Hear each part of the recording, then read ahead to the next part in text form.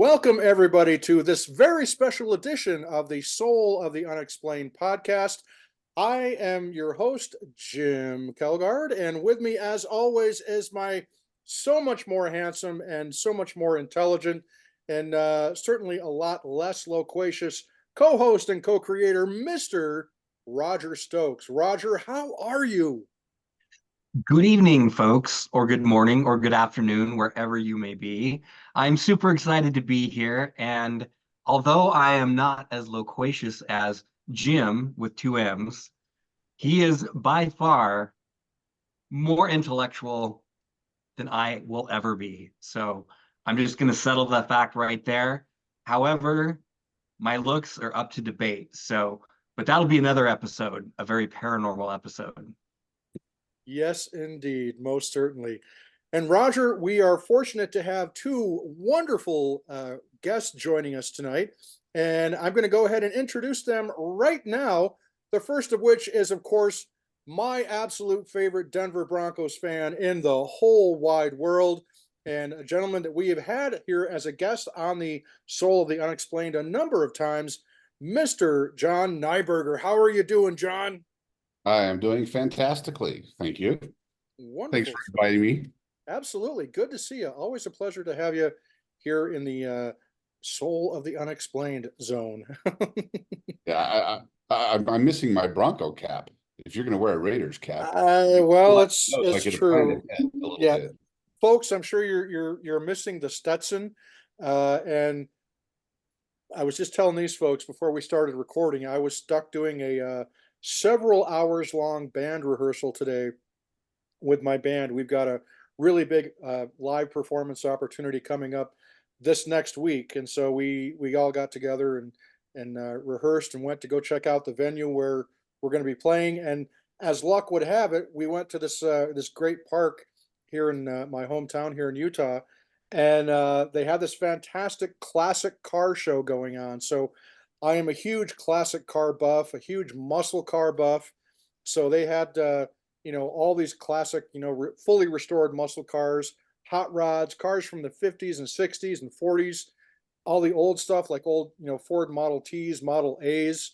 And of course, I'm a big Mopar guy. So they did have a Roadrunner. I was happy to see that. They had a couple of Cudas and a couple of Dodge Challengers. So I was in heaven. And yes, folks, they even had tacos there, but didn't make my way to the taco stand. So quiet about that. Right. So that's why I'm still wearing my baseball cap instead of my Stetson. So that's where that is right now. But I'd like to also introduce our next guest, the always fabulous Mae De Agua. Mae, how are you? How are things down in the great state of Texas? It's hot. It's been a great day. It's Saturday. I spent the day outside painting and cutting paper and playing with my plants. Of course, there were some beers. I won't tell you how many. And playing side by side with my husband Kevin, because he's working on a set of bookcases for me, and he's not supposed to be doing a whole lot because he had surgery recently, but he's determined to get them done. And it's always my favorite place to be. Side by side, parallel play, doing our own thing together alone in the heat. So that explains the bandana, because the hair has suffered from the heat. And today you get to see me glassesless because that reflection always shows up on there. Right? Yeah. You always see the screen of my glasses, but so if I'm squinting, it's because I'm looking at my reference material. But it's been a great day. It's really great. Glad to talk to you guys. Glad to hear it. Yeah, I heard, Mae, that you were considering putting on a tiara. Is that right? I mean, you're giving us a bandana, but no tiara. I feel like we're getting shortchanged here. I mean, Roger never wears his. I have them everywhere. So here we go. There is my, I guess that's like a C theme. There we go. Yes, there we go. There we go. Fixed. Awesome. Tiara. So. I mean, I don't have a tiara, Jimm, but I'll put my boo hat on here if he'll stay. Yeah, I don't think that's gonna work. Okay, John, you're just gonna have to grab whatever random thing. I have absolutely nothing. Well, you've got a huge coffee mug there, though. You can at least show that up. My Lithuanian teacup. Most Very excellent. nice. On the head. You can still hang on to No, it. no, yeah. There you go. There we go. We are all complete now. Okie dokie. Well, thanks so much for tuning in today, folks. We got a real special treat for you. What we're doing today is we're kind of doing a roundtable discussion, and we're going to be looking back on what happened a little over, well, just a tiny bit over a year ago, but it happened this month, last June of 2023. And of course, that would be the bombshell interview that David Grusch gave to News Nation. And of course, legendary investigative journalist Ross Coulthart was the one who brought forth that interview with David Grusch. And so, what we're doing today, I thought we'd just have a little kind of shoot from the hip, free flowing conversation, just to kind of look back and see exactly how things have gone since that bombshell interview happened on News Nation, and then also, of course, how that led to the congressional hearings in July of last year, where there were some other significant things that happened during the congressional hearing. And then we'll probably roll that into talking a little bit about the Soul Foundation conference that happened back in November of last year. And then just kind of where we're at today, right now in June of 2024, and where the whole process of disclosure, where it's at right now. And so I thought that's kind of what our topic would be, and we want to have fun with this, folks. So obviously we want to be serious when we're talking about it, but it's a Saturday night. Mae's already had a couple of beverages, and I've got my water, at least, right? I promise it's water. It's not Everclear, but yeah. It's Everclear. I know it is. I have proof. Roger has Boo. seen me. Roger has seen me drink Everclear before. Not on purpose, though. I swear. Anyhow, and so there we go, folks. So let's get started with this amazing interview and how this kind of set off this new phase, if you will, of what they would call UAP/UFO disclosure. And of course, in early June 2023. David Grusch, who is a former intelligence officer for the United States, gave this interview to News Nation, to Ross Coulthart. And John, what are some of the things that you recall were the big takeaways for you from that legendary interview? Oh man, I remember kind of being blown away. First of all, because it was how forthright and just straight up he was with it. There wasn't a lot of times when you see those sorts of interviews, they try to like keep some of their cards back, and like just kind of hint at different programs and hint at these other things. And he was just coming out saying, "We've got this, we've got this, we've got this. This is being kept from Congress. We need to investigate. People need to know this. That type of thing." And that was just a very different tone from things we've heard in the past. And in a way, tying this back into one of our other favorite things, the Skinwalker Ranch Insiders program. Through that, we know people who know David Grusch. So I think we already had a way to like check out, like, is this dude for real, or is this another nut job? Just coming out and just spewing nonsense. And I think that kind of helped me realize, okay, this guy's legit. There's something behind what he's saying. And then, of course, what it led to was historic, in my opinion. Absolutely. And one thing we want to remember that you touched upon, John, was the fact that the ICIG, the Intelligence Community Inspector General, deemed David Grusch's testimony that was given to the ICIG as credible and urgent. Yep. And that's pretty significant right there. And the fact that this investigation that was begun last year, to the best of my knowledge, is still open and still underway. And that designation, and that's probably one of the biggest takeaways, is the fact that we're a year on, and all the debunkers that said this is all going to turn out to be hooey and nonsense, and Grusch is just trying to get in the limelight, make a name for himself. Mm-hmm. Quite obviously, Now, in all fairness, folks, I myself have never met David Grusch. Um, so I can't speak to what kind of guy he is. I've never talked to him in person. I certainly would love to someday, but he strikes me as somebody who is he had a very solemn uh, vibe about the things that he talked about. And like John said, he talked about things so matter of factly. Mhm. And that was one of the things that I found very compelling about the testimony that, the interview that he gave, which was, I guess, in some ways and shape and form, you could call it a testimony of sorts. But obviously, in that interview, he was not under oath. So, Roger, what are your memories and what are your thoughts of how that News Nation interview went, and what were some of the maybe the top one or two things that really stood out, that really kind of you know really kind of made you take notice of what went on in that interview? Well, very similar to the comments that have been said. Um, it to me, it wasn't surprising that we had, um, David Grusch come out and say this. What Very similar to John, what really struck me as what I would say bold and um, revelatory was the fact that he came forward, talked about his credentials, and he didn't play any, he wasn't trying to play cards close to his chest. He came out and stated what he knew to the best of his knowledge was fact.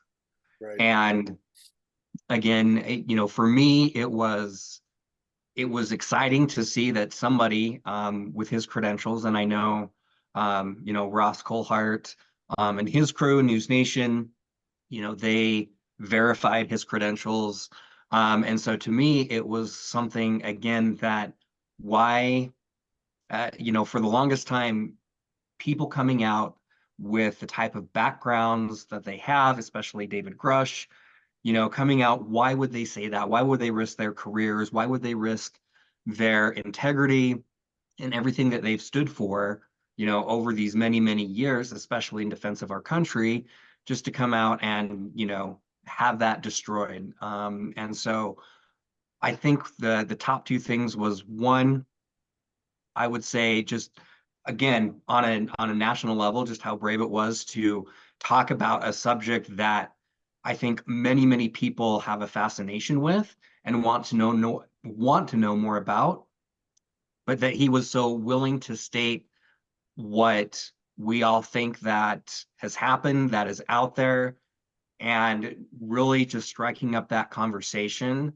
and making it, again, like putting this on a national level and really putting pressure on other people, especially with that are, within our government, to really start taking this serious. And, it's led to some great discussions with Congress. So those are the top two things that really stood out to me. And I'm really happy that he did that interview.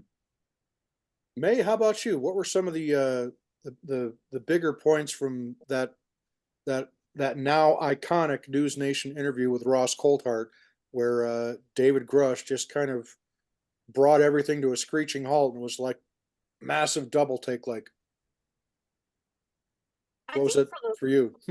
largely, really, like John and Roger have said, his demeanor, his overall demeanor, um, he presents a very credible, face, and just in the demeanor and the way he speaks and the way he's not doing the weird flex. Sometimes you pick up on a vibe with some people that somebody used a phrase the other day that I told him I had to steal. He says, all the nuts are out of their shells today. And I said, oh my gosh, that sometimes I pick that up from people. And, some people, when they believe in their minds that something happened, you kind of just let them believe that. But just the demeanor that he had presented as very calm, very matter of fact. And in talking about his credentials, one of the things I had read was that there was an interview later on in August where he had to defend that previous interview because a top Pentagon official tried to claim that he never worked for them, that he wasn't involved. And he says, well, I wasn't involved in the core group, but I was there.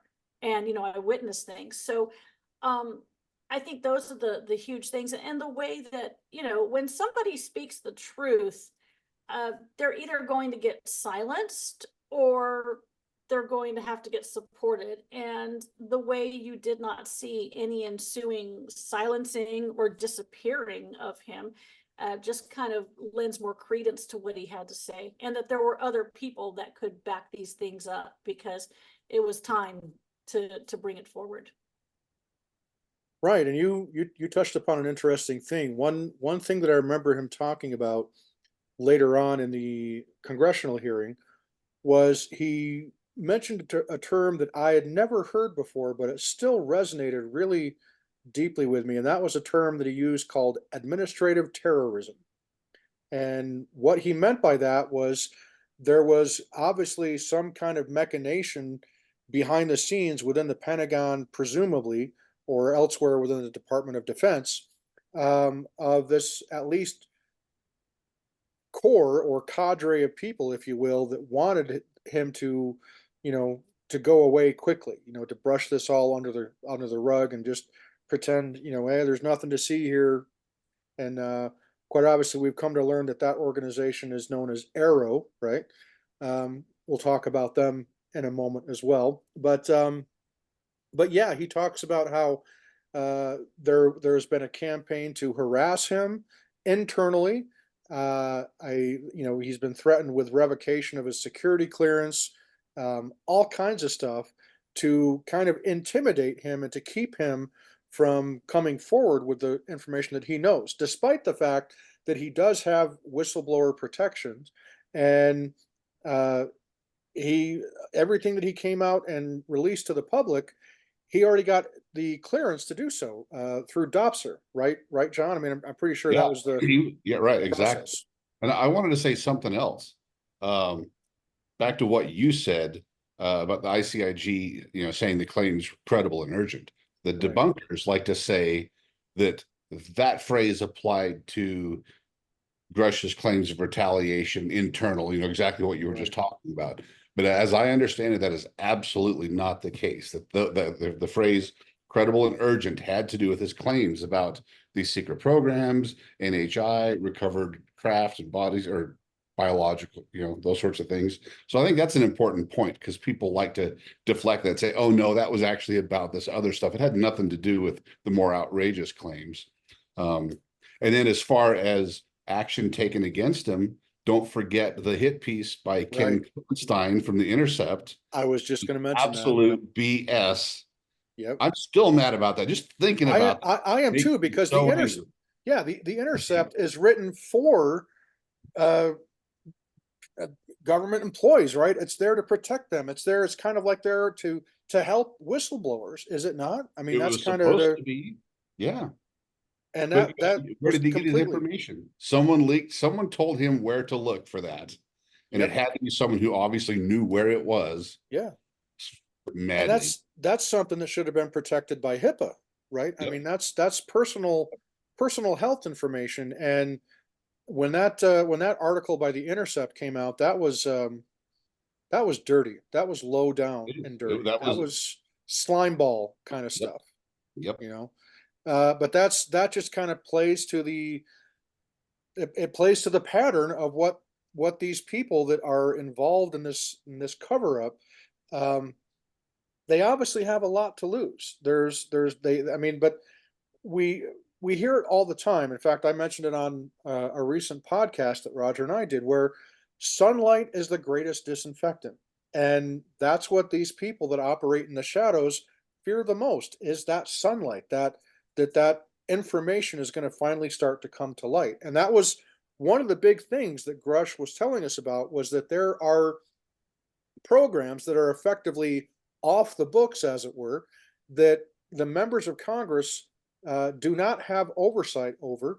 There is a very small number of people that apparently are serving in Congress that are read into some of these things, but you're talking maybe 2, 3, 4 at the most, or maybe the Gang of 8. I don't know if that's something that they're involved in, but still, what it comes down to is that there's so much obfuscation that goes on. And when you're dealing with something that involves the military and particularly technology and all these different kinds of things, the way that our country is organized is there's got to be oversight. There has to be that system of checks and balances. And as Grusch has alleged, that has not been going through that process of, oversight and checks and balances. And so is it therefore any wonder that we hear about how there's this massive amount of money in the defense budget that ends up going missing that they can't account for? And we're talking trillions of dollars for this. And so, is there a chance that some of that gets funneled into these deep, super black projects, these unacknowledged special access programs? That's certainly one of the allegations that Grusch has mentioned. But as John said, one of the big things we got to remember about this is that this the and I don't know, maybe John, you might understand this better than I do, but the ICIG, it's almost, it seems in some ways like the government's form of internal affairs as far as these government agencies go. And in other words, trying to keep honest people honest, kind of thing. And whenever some kind of claim of abuse of power, abuse of misappropriation of funds and resources, that's kind of what the ICIG is there to kind of follow up on any of these claims. And that's kind of the big thing, is that here we are a year later, and that report that Grusch filed is still considered credible and urgent. So for me, I wanted to circle back to this with what the bits from that News Nation interview that impacted me the most. Because for years, I've heard stories of the government cover up and how there's crash retrieval programs. Although this was the first time that somebody with Grusch's resume and verifiable credentials had come public that, out in the open, and that, just willing to disclose that in the manner that he did. But the thing that got me the most was the NHI, the non-human intelligence, and how he talks about how there were biologics, as what he's referred to them as. In other words, that there are some of these craft that have crashed, and inside those craft are occupants. And he's been very clear about saying that those occupants are not human. Now, worth noting again, folks, is that he does not ever use the term extraterrestrial or off-world or alien. He just simply refers to them as non-human intelligence. And John, go for it. No, I think the other interesting thing about that is he never says bodies. Right. He says biologics. Biologics. That's incredibly intriguing to me. Like he's very clear about that. Like he'll correct when someone else says something else. He'll say yes, biologics. Right. And what does that mean? Why isn't he saying bodies? Yeah. Rather than biologics. It sounds to me like, okay, he doesn't want to get into what it was they found, but it was alive or biological in some way, shape, or form. But he doesn't, at least in an open session, doesn't want to say what it is. And maybe he'd say that in a, in a secret session, back in a skiff, maybe he would tell him in a closed door session what he, what that really means. But yeah, that kind of just makes me wonder, what does that actually mean? Why is he choosing that word and sticking to it so much? It's interesting. It really is. And for me, it's one of these things that makes me wonder what exactly, and is there ever going to be a definition of what biologics, is there ever going to be more of a definition of non-human intelligence? Because we've been told by some people, not Grusch, but there are others that have that claim to have experience in some of the same arenas that Grusch does, that say that non-human intelligence can, in fact, mean extraterrestrial, but it could also mean interdimensional. It could also mean some kind of native species that is native here to planet Earth, that's perhaps been here alongside us the whole time that humanity has been the apex species on the planet, but for whatever reason have been able to keep themselves separated from us, presumably through their intellect and their technology and understanding of science and physics, what have you. So I would love to find out, get kind of like maybe an official definition of what exactly non-human intelligence is, because it may even be something that doesn't even fall into those categories that I mentioned. So May, when you hear that term non-human intelligence, aside from Raiders fans, what does non-human intelligence mean to you? For me, it kind of goes Doctor Who on me. Like maybe there's some kind of yeah, like you say, it's not bodies. What is it? I mean, honestly, if you're saying that it is something physical, that by definition, if it's a whole piece of a biological construct, it is technically a body. And for some reason, I don't know, because my brain thinks about weird things all the time. I don't know if I've ever told you about nostoc. Nostoc is this, it's a cyanobacteria that it's also called star jelly, because it has been around for so very long that there is a theory that it's not even actually from Earth, that it came from the stars. And it's basically this algae-like substance that it's black on the ground in the deep south was where I first encountered it. And then when it rains, it gels up, and it's this goopy jelly thing that just looks terrible on lawns, and there's really nothing you can do about it. But so it just makes me think, where did this stuff come from? And I gave up on trying to get rid of it. But again, how do we define, when I think about, old Twilight Zone episodes where you're looking at these alien species that were just, single bacteria, single celled things. I know that sounds kind of way out there, but that's where the imagination takes you. To me, I tend to gravitate more realistically, and we're talking about theories. Realistically, it takes me to the interdimensional idea. It's something. It's a body of energy, but of course, energy without some kind of substance wouldn't be biological. So it's very, very curious, and I think that it's going to be a matter of hurry up and wait. Just like I said last year, it's a matter of hurry up and wait. Line upon line, things will start to eventually come out. I don't think we're quite ready to hear the big bombshells yet. And so, yeah, that's where it is. It's my imagination takes me places when I think about biologics. What could that possibly mean?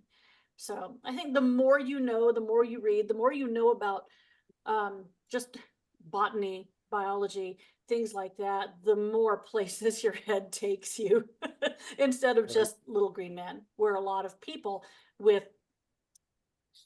a little bit, we're going towards the Dunning-Kruger poster child theory again, where some people have a narrower view of what else could be out there. Yeah. Their first thoughts are going to be the little green men or angels or spirits. When you read more, do more, you tend to think of so many more possibilities that this could be. Right. So. Roger, how about you? When you hear that term non-human intelligence, what's one of the first things that comes to mind, other than Republicans or Democrats or something along those lines?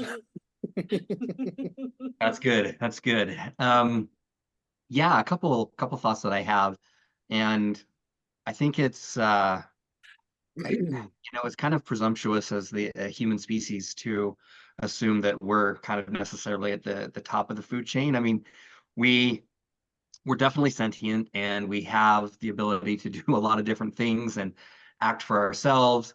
But one take on non-human intelligence, could be, with things that we deem in the animal world, there are very, very intelligent species of animals out there that can do a variety of things that humans can. And I don't even think that we've explored the depth of, that type of intelligence within what we call the animal kingdom. And then kind of the second thought I had there is also just with the rapid rise of artificial intelligence, right? Because that is a non-human intelligence, and that's something that continues to learn all on its own and continues to grow. And so I think that when you're speaking about, non-human intelligence, you have to take into consideration both those things and then kind of factor in where, especially if there are an interdimensional species or a species here that we don't know that, could be human-like, right? But or even extraterrestrial, if you wanted to go there as far as non-human intelligence. But I think all three of those are interchangeable, and I think a lot of the stuff that we do, if another species were to come here and see, say, well, whatever species they are, obviously they're not human, but we do have computers, we do have things that think for themselves. I mean, there's a lot of different things that, again, come to mind, but those are I would say, the top three things when I think about non-human intelligence. And then from there, it just can go down the rabbit hole of what does that mean? And, I'm sure we could come up and talk all day about different examples that in our current lifetime, even times before, things that have been documented. So I'm really curious as when it comes to this UAP phenomena, the UFO phenomena, and UFOlogy, as we continue to learn about, those terms, as, John said, the biologics, and what does non-human intelligence mean? What does that really drill down into? And I wouldn't be surprised if it comprises of a lot of different areas, all combined into one across a vast expanse of something we just don't understand yet. I really like that. I really, really enjoy that. John, how about you? Non-human intelligence. I don't have any idea. I think they're leaving it open because at least, I don't know if they truly don't know, but at least publicly they wouldn't want to let us know that they know that this could be extraterrestrial. This could be a crypto-terrestrial, for all we know. And plenty of people say this, that these things are technology or are some representation or generated by something that's been here. And, we're sharing the planet with something that's very hard for us to detect. Right. So what does that mean? Is it like an ancient species that, evolved to the point of having invisibility cloaks or something? I don't know what that means. Or is it, huh? Oh, sorry. I'm talking to myself, and I thought I was talking to myself. Wow, he's talking to himself, folks. I was about to say extraterrestrial, and then I started talking to myself through my computer.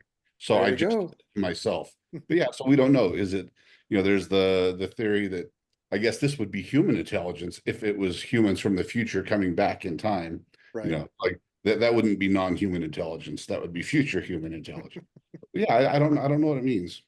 And I was thinking, just back to biologics, what if they mean, for all we know, they didn't ever find a pilot, in any of these craft, but we found like a house plant, we found like an alien rhododendron, we have no idea. It's like, or maybe they found a couple of cells. Yeah. Who knows? Or jelly. Or star jelly. They found baths of star jelly. And I've got to say that I think that those of us who have a healthy respect for our earth, for for the plants, for insects, we're not trying to kill off all the ladybugs in our yard, and those of us who have this healthy respect for the land, and I think we're going to be in a little bit better position as far as our survival rate goes. We made the joke once about, the cilantro is what's going to save us from the future. Oh, it's true. Cilantro and guacamole. Cilantro is going to save us, not guacamole. Definitely cilantro. But yeah, I think that, we are going to have to accept that we're being watched. And every time you step on a bug, it's noted. That just remember that. So. Well, I think you all have made excellent points, and you all articulated your thoughts on non-human intelligence really well. When I hear it, I'm a lot of my views on it are the same as yours, particularly Roger, where you mentioned AI. AI would definitely qualify as non-human intelligence, right? But AI also would not qualify as biologics, we would presume, right? So I've actually had that thought a number of times, mate. It's funny that you, or John, I guess you mentioned the rhododendron, right? Well, one of the things that came to my mind was, recently I watched Little Shop of Horrors, and get the big plant in there. Maybe it's something like that, or it could mean so many things, and it's a very broad ranging possibility that it could be. It could, extraterrestrial could fall into non-human intelligence, as could, as you said, John, crypto-terrestrials. And for those of you that don't know what a crypto-terrestrial is, crypto-terrestrial would be an instance where there was some kind of a race or being or civilization that is native to planet Earth, that has been here all along the time that humanity has, but again, because of either the way they've evolved or their technology, their superior intellect, or any or all of the above, that's what a crypto-terrestrial is. Something that is native to this planet, but maybe, particularly because we've got accounts of these extraordinary craft in the sky and strange beings going clear back to the days of Hindu scripture, which predates Christian Judeo times. So there's a lot of similarities between a lot of these ancient legends and ancient stories and mythologies. We just don't know, other than the fact that it's non-human intelligence. And for me, it would be nice if we had some clarity on it and a little more clear definition to it. But at the same time, I completely understand why they're just using that as opposed to painting everything with that extraterrestrial brush, as it were. Because there's so many people that just want to jump on that extraterrestrial bandwagon. And I think that's a product of our culture. Obviously, science fiction and Hollywood plays a huge role in that. But at the same time, we can't rule it out, can we? That extraterrestrial is, in fact, one of those possibilities. So these things, it could be something where we've got a civilization out in the stars or out in our own galaxy, wherever, coming here to Earth. Or it could be something, again, that has always been here on this planet, perhaps even predating the evolution of human beings, Homo sapiens. It's just it just blows my mind. Talk about a rabbit hole to go down. We'll have to do an episode just going down that rabbit hole about, the whole non-human intelligence. But what was really interesting to me, of course, folks, is let's progress from the News Nation interview to what happened next, which was the following month in July of 2023. We had Ryan Graves, former Navy aviator, Commander David Fravor, who was also a former naval aviator, and of course, David Grusch. And all three of those gentlemen testified under oath before Congress in front of the House Select Committee on Intelligence regarding their own experiences in the cases of Ryan Graves and David Fravor. And of course, David Grusch repeated a lot of what he said in the News Nation interview. And I don't know about you guys, but I remember the astonished look on some of the faces of the members of the House of Representatives that were present. And one of the things that's always stood out to me about that is we take a look at the current state of our country, the political state of our country. And again, folks, I'm a registered independent. I'm neither Democrat or Republican. I'm independent. But we got to see in this hearing that happened last year before Congress, you had people in Congress that are normally at each other's throats, that could not hate each other more. And when I use that term hate, that's precisely the word I mean to use. But yet you had people on such opposite ends of the political spectrum, like Alexandria Ocasio-Cortez from New York, AOC, right? Was about as hard left as you can get. And then you had Representative Tim Burchett from Tennessee, who is definitely Republican conservative. Yet they were both united in this desire to get to the bottom of this mystery, this issue, and as Travis Taylor would say, this hornet's nest that has been kicked by David Grusch. And what made it even more amazing was the testimony that Commander Fravor in particular gave, where he was talking about his own personal experiences when he had the encounters regarding the Tic Tac UFO. He was one of the F-18 pilots that had that in-person encounter with the Tic Tac off the coast of California back in 2004. And then Ryan Graves was based on the East Coast of the United States, and his flight group were the ones that encountered that. What was it, John? The circle within the sphere, kind of type thing was what they saw, I think. The cube. The cube. Cubic Yes. sphere. Yep. Yes, that's what I meant. So, so let's talk about that. John, what were some of your takeaways from this historic and monumental congressional hearing that featured Grusch, Fravor, and Graves? You already hit the thing that was most striking to me about this, is you have people literally all across the political spectrum. You've got some pretty far right, some pretty far left, some people that are a little closer to the middle.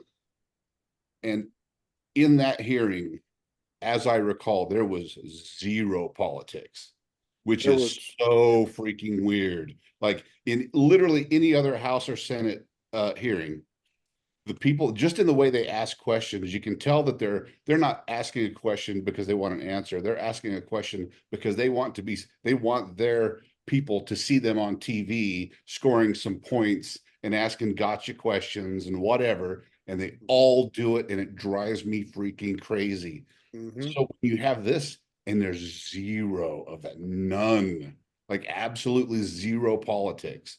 And it was weird. I mean, was that not one of the weirdest things? I don't think I've ever seen that in my lifetime. I don't think I've seen a hearing quite like that where there was no politics. There was no partisanship at all. Exactly. No partisanship. Like they're all there asking good questions, with the exception of there's this one lady whose name's slipping my mind, an older lady. Yep, I remember that one. Yep. Virginia something. Yeah. Okay. With the exception of her, the rest were amazing. Like that struck me. And that tells you something, right? That tells you, because they all know stuff that they can't mention in open hearings. Yeah. That tells you that they already know something that makes them take this seriously. There's others that don't want to take it serious for various reasons, but the people that were in that hearing were taking it seriously. And that speaks volumes. Just read between the lines and just look at what's happening. And even ignoring what was said, ignore Grusch, ignore Fravor, and ignore those guys, and just look at how that hearing went down. It's historic, and I think I'm a little sad that more hasn't happened since, because those people were so serious about it. But I think it's a sign of how much pushback they're getting. Yeah, unfortunately. But the testimony itself was okay. The two things about the testimony. One was, to me, it was mind blowing. Obviously, I mean, look at what Grusch, especially in particular, was testifying to. NHI, biologics, recovered craft, all of this stuff. That was shocking and stunning to hear at a congressional hearing. But another thing that was interesting about this, and we've talked about this before, how those of us who are interested in this are very interested in it, but other people, it's just not even on their radar. And I would send that link of the testimony to other people. And they're just like, why do I care? I'm like, are you joking?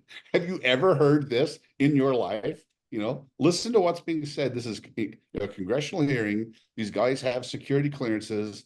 Look at what this guy did. Look at his career. Look at his history, his background, and evaluate it as a whole in its entirety. And just try to absorb the importance of what's being said. And yeah, most people were just like, don't care. They're like little green men, aliens, people getting probed, whatever. We don't care. Yeah. So that, in a way, I mean, that's kind of tangential to the hearing, but it was still kind of shocking to me how much work we have ahead of us to move the needle, like for the general public. Without question. Roger, how about you? What were some of your key takeaways from the congressional hearing? I think just the overall disclosure of what basically testifying, under oath to Congress that, again, things that we've suspected all along have been happening, and just confirmation that, I find it funny that the US government spends so much time saying there's nothing to see here, don't look, there's nothing to see here, right? Yet at the same time, now we start saying, like, back with Project Blue Book and all the way up till now, you continue to have these UFO programs and UAP programs that are being funded through tax dollars by all of us. And it's really great that people are now, again, coming and willing to testify before Congress. And again, I think it's, given the state of politics in the United States right now, it was a breath of fresh air just to actually have a serious hearing on what I consider a serious subject. And back to, what John was stating, people that are not, they're looking for something more, I don't know, gotcha, or like, we don't care about this, but like, this is the thing that should be covered, and we should be, as a nation, as society, learning more about and wanting to get to the truth of it, right? And having, with the congressional hearings, multiple people that have very, very credible, authentic backgrounds and access to some of the nation's deepest secrets, testifying, saying like, no, this stuff is actually happening. The American people need to know, and that our congressional leaders, the people that work for us that we have put there, are taking more seriously now versus just saying like, hey, there's nothing to see here, it's just all been made up, right? We know that that's not the case. There is something to all of this. And I think it was just one of the, just another step of that domino falling, where we're getting more information and starting, back to what Mae said, just learning, we're, that line upon line, and we're understanding. And I think that disclosure will continue to happen because of the protections that Congress has put in and are still willing to actually put in to protect whistleblowers that actually have knowledge about what's going on. Correct. Could not agree more. Mae, how about you? What were your key takeaways from that hearing? Like John said, the more unified front that you saw with people that would normally be opposed to each other. And I think that's because when you look at the grand scheme of things, if this other entity, non-human entity, whatever it is, poses a credible threat to us, they're not going to care what divisions we have. In fact, we're weaker with those divisions. And I think that's something that's very in your face. Just think about that for a second. This isn't going to be, they're not going to pick and choose. If someone wants to come and wipe us out, it's going to be one fell swoop. I think that's one of the big realities that people have to look at and face. And but what I was thinking of was I lost my train of thought at some point. We were talking about the disclosures. Oh no, John, talking about how trying to get people to listen, pay attention to this. Most people don't normally watch congressional hearings for entertainment, and so it is very interesting that most people you know, people are guilty of it. You read headlines. You read Mhm. headlines and you react to that. So what I saw afterwards was more, you know, the memes, you know, the Mhm. memes with the George Tsoukalos guy with the hair, and you know, it's like, you know, government says aliens and nobody listens, and that's the thing. Government denies stuff, and the conspiracy theories abound, but then they come out and say, you know, non-human entities, and nobody cares. It just becomes it becomes meme fodder, and I really wish people would take the time to listen. And admittedly, I'm the kind of person that, gosh, I can't be arsed to watch a 45-second TikTok, and I can stare at my hummingbird feeder for an hour though and watch the birds. But this is something that you can listen to. You don't actually have to watch, although some of the facial expressions are actually entertaining. But yeah, this is, take the time to listen to that and get that information straight from the mouths of the people that were discussing it, so that you can make a better decision on what you believe, or whether you think that the people that are speaking are credible, because I felt that these people were very credible. And that the people, the Congress people that were asking the questions, they obviously, like you said, have knowledge that is probably classified that they can't discuss. And that these things that that Grusch and Fravor, they talked about, it just kind of reaffirmed what they might have already been privy to. And I think that's something, that's why you see them all taking them very seriously. And of course, you know, we haven't seen, there was that big bang. And I think, again, people, there was probably the camp of people that were disappointed that there wasn't everything dropped all at once. And then, of course, the next thing that we saw really after that, because I was really trying to find out what have we learned since then, what kind of developments, and really there's not a whole lot. There was then the closed door House hearing in August, and then after that there was the alien body hoax in Mexico a Right. few months later. But honestly, it's just been really quiet as far as the development. And once the brouhaha settled down for a lot of people, it was, you know, business as usual, back to other stuff. So I'm sure Well, we'll hear something. it's if we stop and think about it, folks, I mean, the vast majority of people that don't regularly or actively take an interest in this particular field, it's not surprising that, you know, they've got their own lives to worry about. You know, there's how many millions of people out there in the United States alone that are wondering if they're going to be able to, you know, keep their job. They're going to be able to have enough money to pay the mortgage or pay their rent. How are Exactly. they going to, you know, continue to feed their family?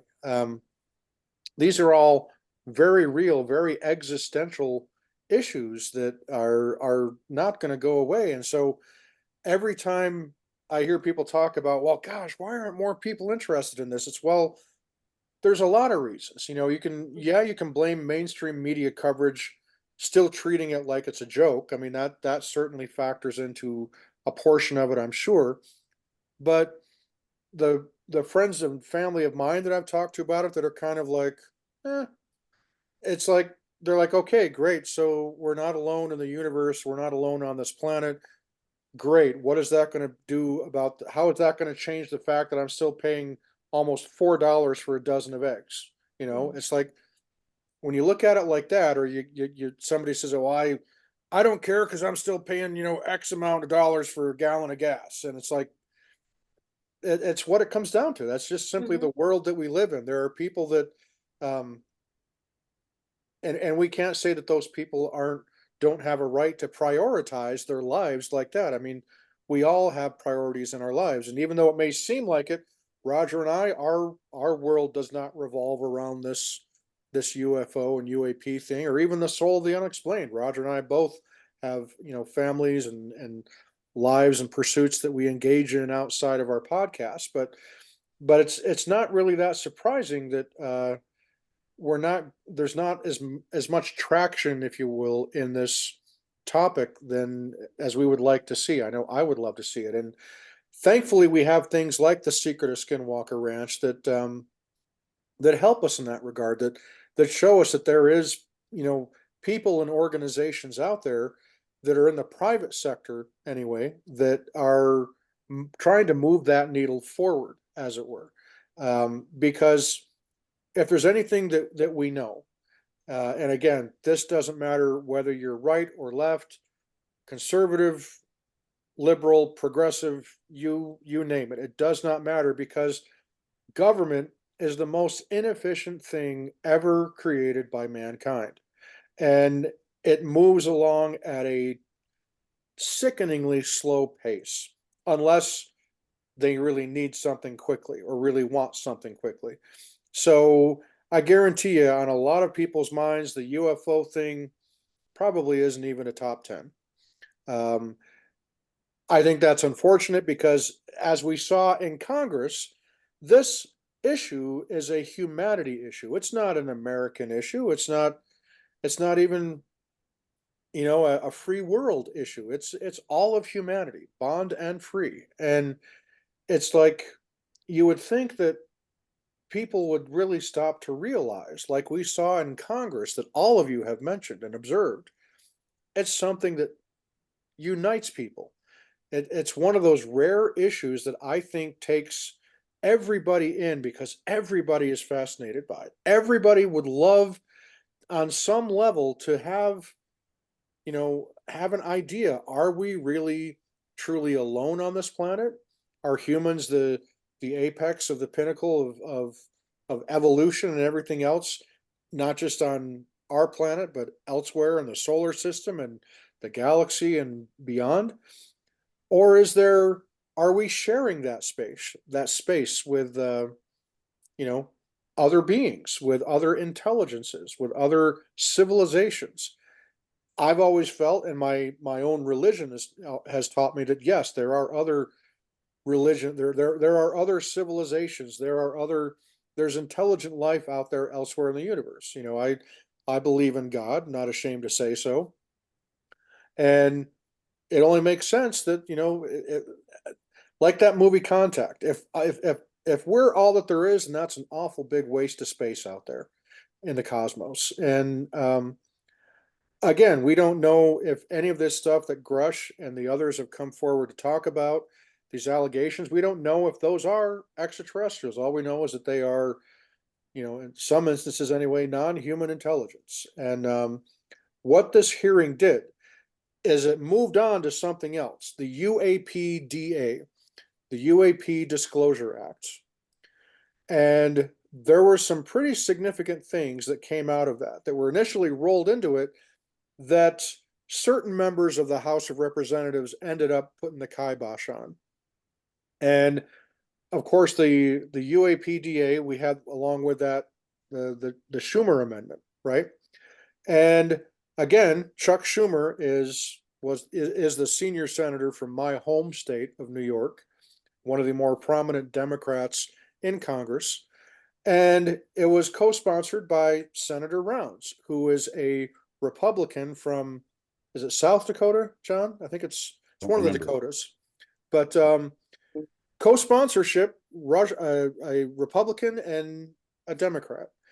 And the thing that for me was the biggest takeaway of the UAPDA was, I forget the number of times it was mentioned in the legislation, multiple times, dozens upon dozens of times, the phrase non-human intelligence. Think about that for a moment, folks. Our Congress, okay, the men and women that we elect in our constitutional republic of the United States of America, drafted legislation with the term non-human intelligence included in that legislation, in the language of the bill, dozens upon dozens of times. And for me, that blew my mind. John, how about you? Yeah, again, historic. I run out of words, truly, it's mind-blowing to see. I was kind of disappointed that we didn't get some sort of, a little bit more done in that regard that I haven't looked closely. Have you looked closely at the language of the new legislation that's being put? Because I haven't, and I'm and I'll tell you why I'm curious. Because I think as long as eminent domain is part of it, I believe there was some language that would allow the government to go take back some technology from the private industry or defense industry companies if it were alien or non-human. I know there's a lot of disagreement about this, and I can see both sides, but I kind of fall in I'm against it. Mhm. It would just cause a lot of problems that I don't think we need. And I think it's a bit of a poison pill. If you put that in there, you are now going to cause lawsuits between the defense industry companies, because maybe this company over here didn't get some technology that this one did, so Right. they got an advantage, and these guys were at a disadvantage, and so now they're going to start these lawsuits. It's just going to cause a huge mess that benefits no one, and that's not going to go anywhere. And the reason that's important is because the people who finance our senators and congress people, Yeah. the big dollars, are The not going to defense let that industry. happen. Mhm. They're not going to let that happen. It's just not. So if you put that language in there, that's how you kill it, is the Right. way I see it. If you put that in there, you're going to kill that bill by leaving it in there. So I was just curious if you had seen the summaries. I haven't read through all of it. I know that they are putting an eminent domain clause back into this new bill that's being drafted.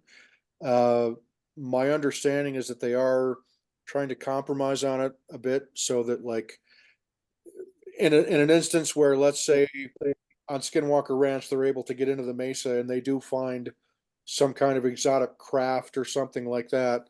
Um, my understanding is they're trying to put language in the bill that would make it so that the government could not rush in and take the ranch away from Brandon Fugel or something like that. But I'll believe that when I see it, kind of type Okay. thing, because eminent domain for me is one of those slippery slopes, and in almost every instance I've seen it applied, um, it's something I don't like. It's just Yeah. it gives the Uh, government too much power. It's government overreach, and as much as it would be nice to be able to say, well, let's say company X over here has all this crash retrieval material. They've got multiple craft. They've got even the biologics. So with legislation now, we're going to be able to go in and Congress is going to be able to seize that and take possession of it. Okay, great. So then what happens? Are you going to penalize that company because they didn't come forward?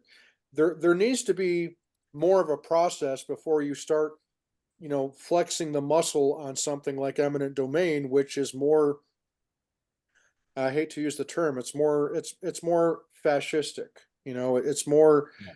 it's more government, we're going to do this because we're stronger than you and we can get away with it. And that's and not who's that to say, that's un-American. yeah, and who's to say they're not going to take it just to bury it? Right.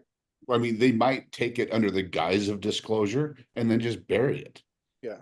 There's, yeah, I agree with you. I am Yeah. not a fan of eminent domain, except in maybe very specific circumstances, and this isn't one of them. Yeah. I mean, again, I would love if there were something that didn't strip the rights away of people and organizations that have that freedom, that have that constitutional right to do what they're doing, to that life, liberty, and the pursuit of happiness. Um, so the whole eminent domain thing has always that's such a slippery slope to me, and I'm not generally a fan of it.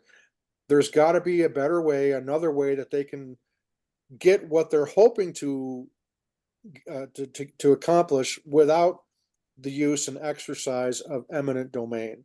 And Yeah, how that would be, I couldn't begin to tell you, but I've been there's thinking got a to be lot a better about way. this. I don't want to like monopolize the discussion, but I was thinking about this earlier and I've really put some thought into this.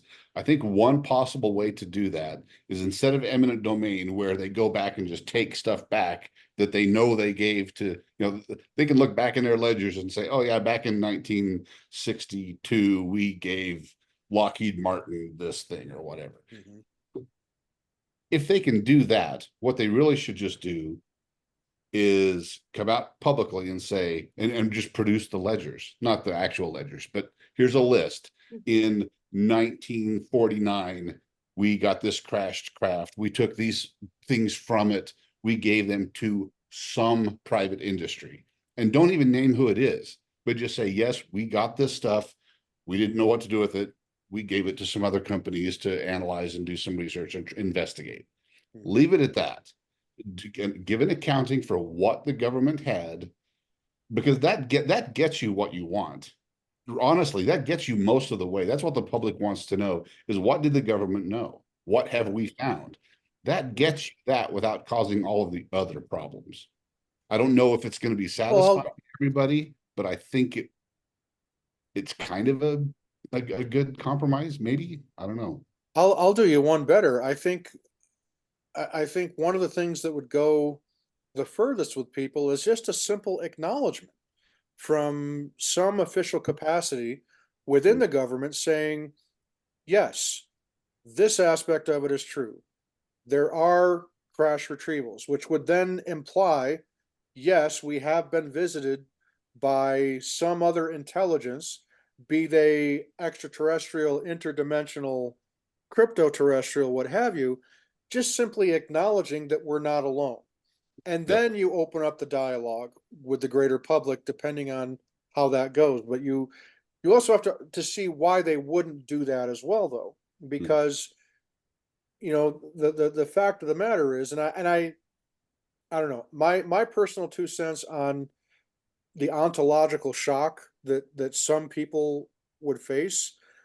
I don't think it would be anywhere as near as severe as they're thinking, unless we truly are dealing with some kind of a hostile, some kind of a situation where we as humanity are somehow on the bottom end of a deal with some other civilization or intelligence, wherever it is out there. But I think most people, if we were to have, say, the president or somebody in Congress that has power, or somebody from the Pentagon simply say, yes, we're not alone either on this planet or in the universe.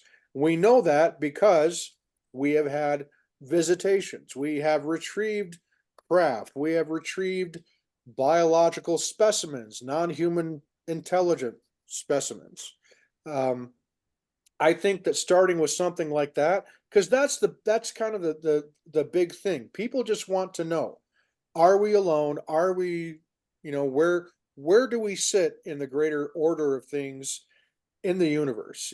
Are we really truly toward the top of the food chain as it is, or are we, somewhere in the middle, or are we at the bottom compared to other civilizations or species or whatever else might be out there?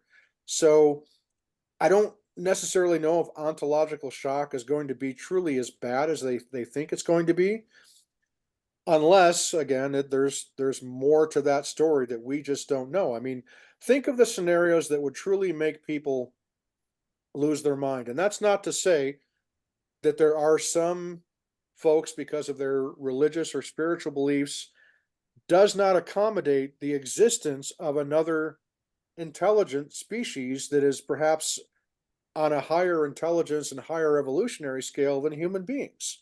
There are some people that hold that view that, we are God's greatest creation, as it were.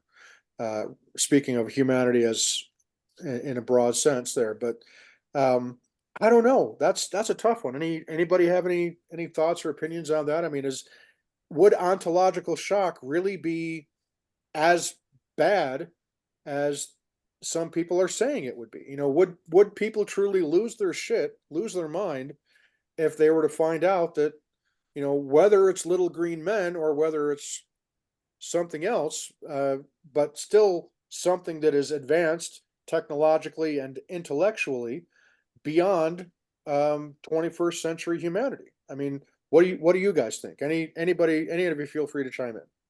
Oh, I just think we're arrogant to think we're the end all be all and there's nothing beyond us. And a lot of that is driven by religious thought and, we're being God's creation, that we're so perfect and wonderful and that's all. And, I personally believe that we're not alone. We're not the only of God's creations or of our creator's creations. And, whatever his plan happens to be, I hope we're at the top of it.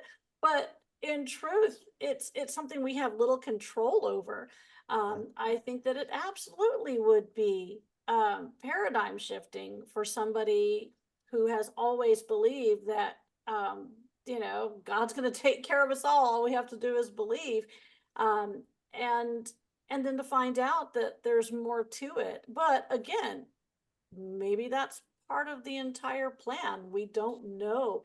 And I cannot have the arrogance to think that I do know. Just, like you said, we're still worrying about our day-to-day eating and having a roof over our heads for most of us to worry about what could be much further down the line.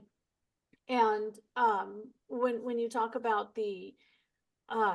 there was the disclosure, I think one of the things that did come from this hearing, from the new bill, is that it is easier now for people who have had experiences to say, okay, maybe I wasn't just imagining things. Maybe I'm not crazy. Maybe something really did happen. And for them to be able to feel a little bit more comfortable now with sharing those experiences and putting it out there. And now with there being ways put in place for people to report things, especially within the military, where you would see more of these firsthand experiences with this other technology.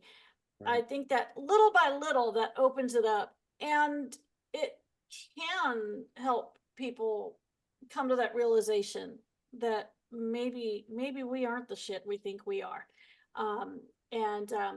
What I was thinking of was when we were talking about private entities having possession of materials.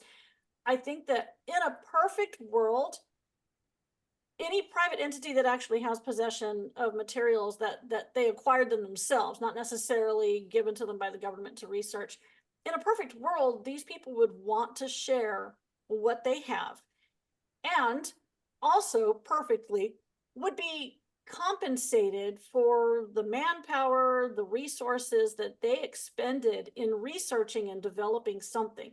That's, again, perfect world. We would hope that people would want to share this, because that would give us as a human race, give us a little bit of an edge that we may very well need. But again, when we have to worry about just putting gas in our cars to get to work, to pay to go to work and go to work again, it is very hard to put that into perspective and look at that bigger picture. And then when it does come down to those precious few hours you have that you're not actually doing that, your entertainment choices usually are more along the mind-numbing variety, the coping mechanisms. So most people aren't thinking about these things. But Roger, how about you? Do you think ontological shock, is it really going to be something that the greater population out there needs to worry about, or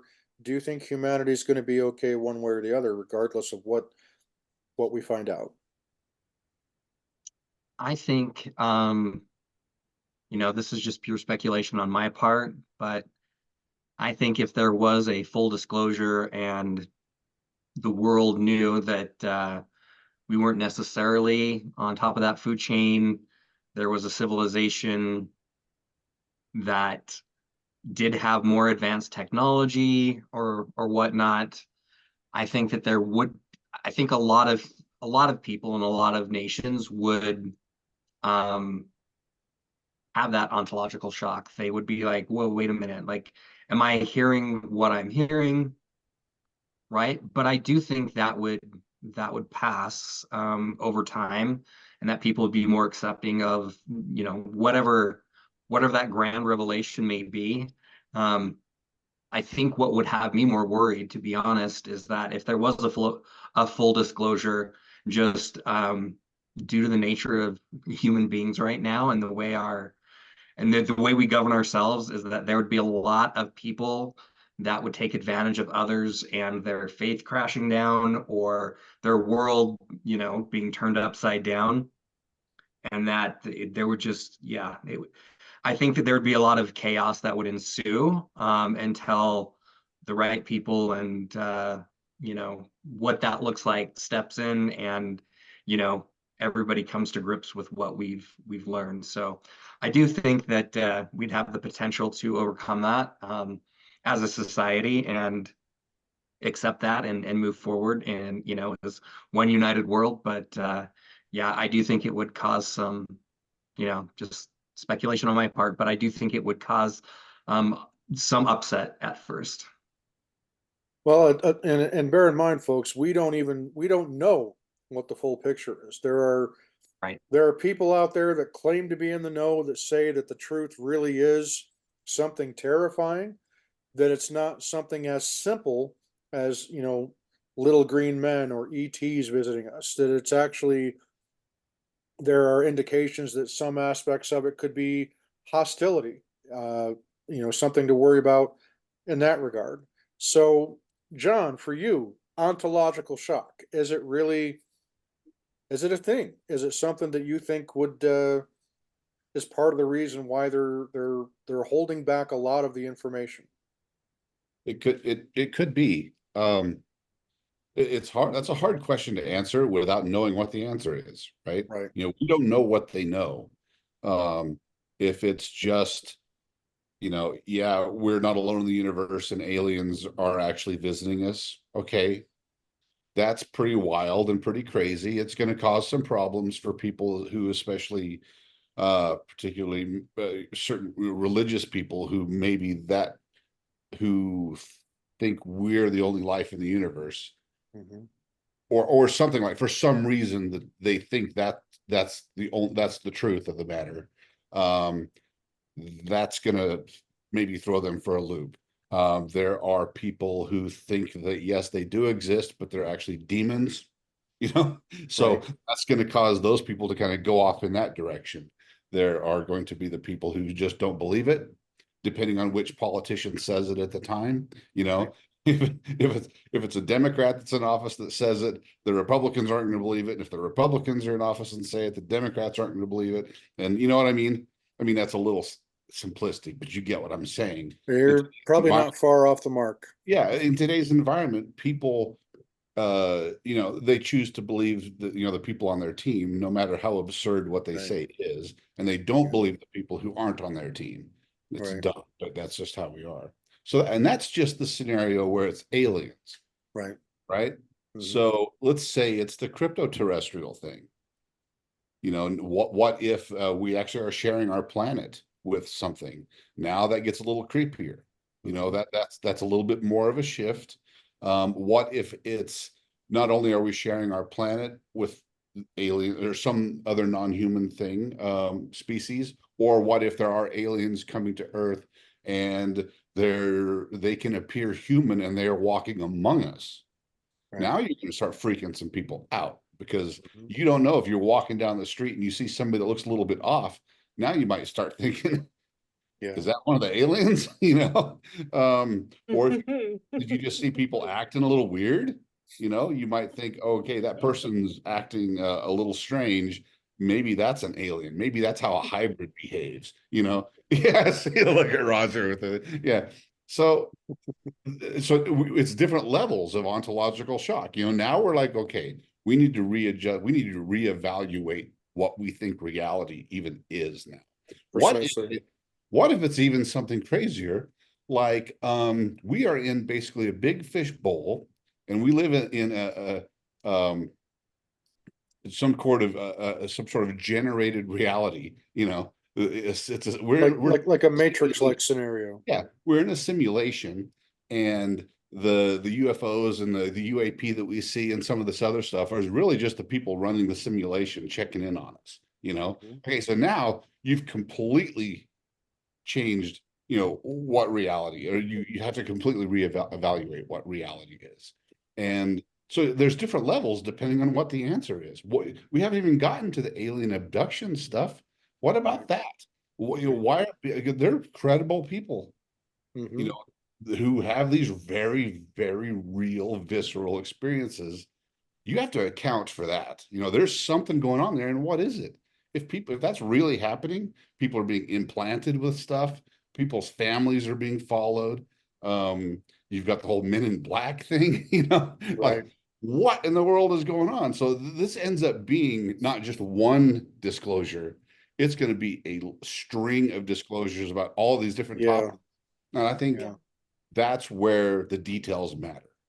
It might be the answer to all of those questions might freak so many people out for so many different reasons that you can't predict what's going to happen. Well, So the very idea that's been put forth by some that human beings are basically, they've been engineered by another intelligence, and that basically we are the zoo animals Yep. and we're being observed by whoever or whatever is above us, mhm. and that we're kind of basically a science experiment kind of type thing. I mean, that right there, I mean, how many worlds would that shatter if people found out that that's what was going on? Or the Matrix simulation, what if that scenario was in play? There are Another good one. Sorry, I don't want to interrupt, but another really good one is I can't remember the guy. His name's Robert something. Lou Elizondo said the same thing, but there was another guy that used to oh my God, I can't think of his name right now. But he said, he's like, what if, it there isn't what if no religion is true, but all of them are true? right. What if the aliens or whatever they are created all of our gods throughout history? Like, what if they appeared or manifested in different ways to different people at different times to essentially create religions for whatever purpose? Mhm. Imagine that were true. Yeah. That will freak people out. Yeah. Read People aren't going to deal with that well. Small Gods by Terry Pratchett. It's one of the Discworld novels, but it is about how these different gods are created from basically people's needs. This god comes into existence because suddenly there was a recognition and a need for it. But yeah, it's he's satire and humor, but he says some pretty deep things he used to, he passed away, said some pretty deep things in his books that among that humor there was some pretty thought-provoking lines cooshed in there. But yeah, and then of course, we have to go with the stars are really the air holes poked in our lid. So Right. They're the holes in the firmament. exactly. Breathe. We just think the telescopes are picking up all these great images. Right. So looping back to Grusch and what came out, where we've come to this point. Quite obviously, the Schumer Amendment and the UAPDA, it got gutted. There were some things that were allowed to stay in. Some of the more significant things, additional protections for whistleblowers, were not the enhanced protections, I guess is what they called it, and a few other things. The eminent domain thing was stripped from it, but there were still things that were passed and that became law. And one of those things, and we don't want to lose sight of this, is that I believe coming up this October is when a date was set, 300 some odd days from the passage of the legislation, which would have been in December of 2023, that says that every bit of the United States government and military is being forced and compelled to turn over any and all documents older than 25 years that pertain to the UFO or UAP phenomenon, going back to 1945. So that would presumably mean, any files that are still outstanding, that are still being hidden regarding Roswell, Kecksburg, the Kingman, Arizona incident. Think of all the major legacy programs that we've heard of and that we know about, coming up in October, right before the election, of course, and I don't think that's a coincidence either. We're going to supposedly have this date by which every legacy UFO file is supposed to be open and released to the public. Now, the president can still keep some of those documents hidden under the guise of national security, but he has a certain number of days to provide an explanation to the American people, specifically why. And then also, he has to still, at some point, release those documents that are older than 25 years to the public. So that actually is still a thing. That was part of the UAPDA Act of 2023 that did get passed into legislation. So then the question is, are we going to actually see anything of substance come from this now legal requirement that they have? And a big part of me says no. I think that the people that have been the stewards of that information, the people that have, the few people that know the truth about things like Roswell and all these other ones, I'll believe it when I see it, basically, is what it comes down to. But I do like the fact that the legislation is there. I would just like to see some teeth put into it by Congress or by the president. And I don't know how much teeth, if any, were given to this particular aspect of the UAPDA. But again, that was still something that I think David Grusch helped set in motion with his testimony and with that interview that he did on News Nation. Now, another interesting interview that David Grusch did was with Tucker Carlson. Did any of you see or watch that interview that he did with Tucker Carlson a couple months back? Yeah. No. Yep. He went into greater detail on some of the things in that Tucker Carlson interview. One of which was that basically the level of secrecy that this UFO topic has been given by the United States government was basically Manhattan Project level secrecy. In other words, if there were such a thing, above top secret, where it is so closely controlled, so closely compartmentalized that you could have the Joint Chiefs of Staff and these other people that you would think would know the truth about some of these legacy programs. But in fact, if they have not been read into these programs, then they're going to know probably maybe just a tiny bit more than you or I know as regular citizens, if even.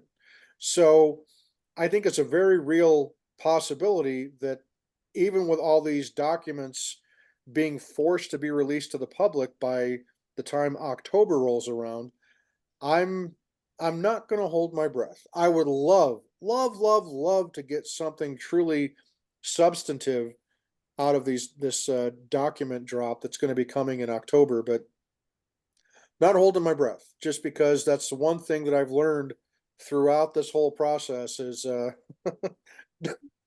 don't hold your breath. So, but so we do have the new UAPDA legislation that is going through Congress right now, and hopefully they'll be able to get more things pushed through with this new legislation. Again, not a big fan of the eminent domain myself, but then in November of last year, we had the Soul Foundation held their get together out there at Stanford University, and of course, the Soul Foundation, the two principal members are Dr. Gary Nolan and Dr. Peter Scoffish, or Scaffish. I guess that's. Forgive me, I'm horrible with pronunciations. But one of the cool things that came out of that was a gentleman who we've talked about recently here on the Soul of the Unexplained, Roger, Colonel Carl Nell, right? And so basically we had all these people like Chris Mellon, David Grusch gave a keynote address, I believe, at the Soul Foundation. You had Dr. Kevin Newth, and just all these people that are really, truly like PhDs, and that are subject matter experts, that are among the world's foremost experts in their field. Dr. Diana Pasulka was one of the presenters at the Soul Foundation. And so it was really cool to have access to some of these things that the presenters at the Soul Foundation were talking about, that show that this topic is being taken far more seriously by more and more people in the academic community, as it were, the scientists, the physicists, and that's exciting to see. I mean, Roger, what are your thoughts on that? Seeing high profile people like Dr. Gary Nolan or Dr. Kevin Newth, the physicist. I mean, we finally are seeing people that, more than Dr. Travis Taylor and some of the other great people that are out there at Skinwalker Ranch. We're seeing truly some of the biggest names in physics and in astrophysics and all these other fields that are truly at the upper echelon of their field are now seem to be taking the UAP and UFO thing very seriously. That's a good thing. What are your thoughts on that, Roger? Yeah, just briefly, I think that it is a really good thing, and it just shows that, as we've talked about through this whole program, is the nature of disclosure and people being willing to open up and share and have this discussion. And so it's great to see that the Soul Foundation, was set up, and you can go visit the Soul Foundation at thesoulfoundation.org. And you can take a look at the people there. You talked about Gary Nolan and such, and they have a lot of people there on the advisory boards. And, these are, again, like-minded people that are not just, UAP or UFO or, just enthusiasts, or, hey, this is what I love to do. It's a hobby of mine. These are people that, have a vetted interest in getting to the truth, and they each bring their own, what I would say, in-depth knowledge and research, and they're approaching it, what I would say, in the right way. So, it was fun to see a lot of the YouTube videos that they had posted. And again, I think when you have like-minded people at this level, it just, I think, opens and shows that you have people that are willing to engage again in the dialogue. And I think that brings trust and credibility to the field, where that has been missing for so long. Could not agree more. Another huge development that has happened since David Grusch came forward was we now have what I would say is a better idea of what really has been going on behind the scenes at the All Domain Anomaly Resolution Office, or ARROW, as it's called internally, you would say. And quite obviously, John, correct me if I'm wrong, ARROW's kind of a bit of a joke. It's Blue Book 2.0. That's all it is. It's another Condon Committee BS. Exactly. It's nonsense. And if you ask me, I think that Sean Kirkpatrick is the modern day Edward Condon. I think that's exactly what he is. I think it's been shown that he has been less than forthcoming, far anything but transparent with the American people. And it's not difficult to see why so many whistleblowers have not wanted to talk to ARROW, because of the way that they've seen Sean Kirkpatrick and the folks that have been tasked with running ARROW just kind of, trying to keep the status quo, which has been to, downplay everything or just push it to the side, obfuscate, and perhaps, as some allegations are, that there's even, intimidation from people that still want to come forward and talk. But I think it's worth noting that David Grusch did not want to give his testimony to ARROW. And now that we know what we know, especially with that horrible op-ed that Sean Kirkpatrick published, wherein one of the people that he references and put links to the article in was Stephen Greenstreet. What the hell? That right there tells you everything you need to know about the credibility and trust that we should have placed in a gentleman like Dr. Sean Kirkpatrick. So Arrow was a joke, completely and totally, as far as I'm concerned. Has that gotten any better with this new gentleman, Phillips, that's kind of taken the place of Sean Kirkpatrick? I don't Timothy know. A. Phillips. Who's that? Timothy A. Phillips is Yeah. the deputy director or acting director of Arrow right now. So Right. So I think that remains to be seen. But again, I'm not going to hold my breath, and I think that because of the way Arrow has acted, I think you're going to start seeing some of what they've called catastrophic disclosure start to happen, which is when whistleblowers and people come forward that are going to be circumventing organizations like Arrow that are supposed to be safe places, safe spaces, safe harbor for people that want to come forward and reveal the information that they know. It's a travesty. It's a travesty of democracy. This Arrow nonsense. And I remember when I first heard that they were creating something. And Roger, you probably remember my first viewpoint was, oh, this is going to be a dog and pony show. This is going to be total smoke and mirrors. It's going to be they're going to try to look legitimate and impartial on the outside, but on the inside, you just know that they are not going to play ball. And by all accounts, it looks like that's exactly what happened. And one of the things that I loved about it, guys, I love how Brandon Fugel just completely bitch slapped Dr. Kirkpatrick on Twitter by showing, after Dr. Kirkpatrick went to such great overtures to say, I've never met Brandon Fugel. I never attended a meeting with the guys from Skinwalker Ranch, particularly as it pertains to UAPs, and never met with them. And then Brandon Fugel is like, oh yeah, drops all the we'll see about information. that. So massive kudos to Brandon Fugel. And again, one of the more prouder moments for the Skinwalker Ranch crew, if you Yeah. ask me, was that moment right there, courtesy of Brandon Fugel and Eric Bard. So I think that now we know that Arrow, by and large, is probably an organization that's been compromised. It's an organization that if I'm a whistleblower, if I'm somebody that has worked firsthand in these programs, and I want to come forward with the information, I don't know how I certainly would think twice after seeing what the Intercept did to David Grusch, and the way that Arrow has been acting. I mean, it's still kind of a hostile environment. Wouldn't you guys agree? Absolutely. I think the executive branch in general, and this isn't a partisan thing, I think just in general, they have no interest in talking about this.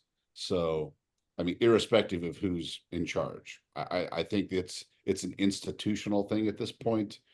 They do not want to be talking about UFOs and aliens. It's that simple. They don't want to talk about it. It's not worth it. It gains them no political points and will cost them a lot of political points. They're going to do everything they can not to talk about this before the election, if anyone brings it up, which goes back to the October thing. I don't think we're going to get a damn thing from that. I'll be honest. That's my gut feeling, is absolutely nothing will come from that. People will say, yeah, hey, they'll send a couple,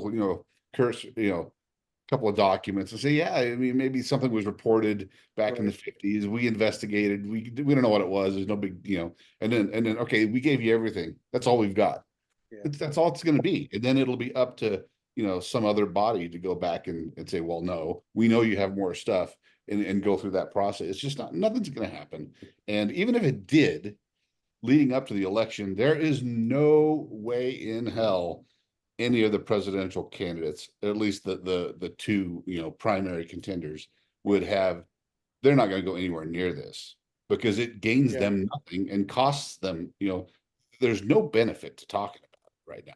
Yeah. Maybe after the election, like maybe let's say if the October stuff does produce something interesting, they're still not going to talk about it before the election. Yeah. I don't think, but I don't maybe I don't see after. that question getting asked Yeah. at a presidential debate. In No. fact, The only candidate that's actually even addressed the issue is Bobby Kennedy Jr. Mhm. And we already know he's more likely than not never going to become a part of the presidential debates because of all the political nonsense that's involved in that. So Yep. Biden does not talk about it. Trump, the only thing Trump ever said is that before the 2020 election, he kind of hinted that he was going to do something regarding UFOs and said that he's seen some interesting stuff. But like you said, John, it's kind of like it's kind of like a topic that none of them want to tackle head Yep. on.